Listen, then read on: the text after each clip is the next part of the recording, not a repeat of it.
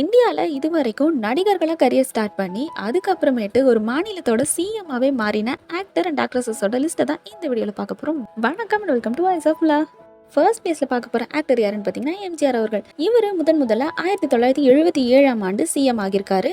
இவரு 3 தடவை சிஎம்மா பதவி ஏற்றிருக்காரு. மொத்தம் 10 வருஷம் தமிழ்நாட்டை ஆட்சி செஞ்சிருக்காரு. இந்தியாலேயே சினி இண்டஸ்ட்ரியில இருந்து சிஎம் ஆன முதல் நபர் நம்ம எம்ஜிஆர் அவர்கள் தான்.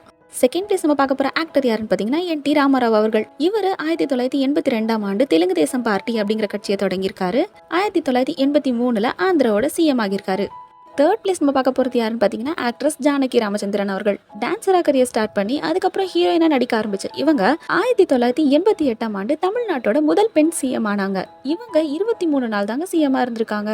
ஃபோர்த் பிளேஸ் நம்ம பார்க்க போகிறது யாருன்னு பார்த்தீங்கன்னா ஆக்ட்ரஸ் ஜெயலலிதா மேம் அவர்கள். இவங்க முதல்ல 1991ஆம் ஆண்டு சிஎம் ஆகியிருக்காங்க. தமிழ்நாட்டோட சிஎம்மா மொத்தம் 6 தடவை பதவி ஏற்றிருக்காங்க.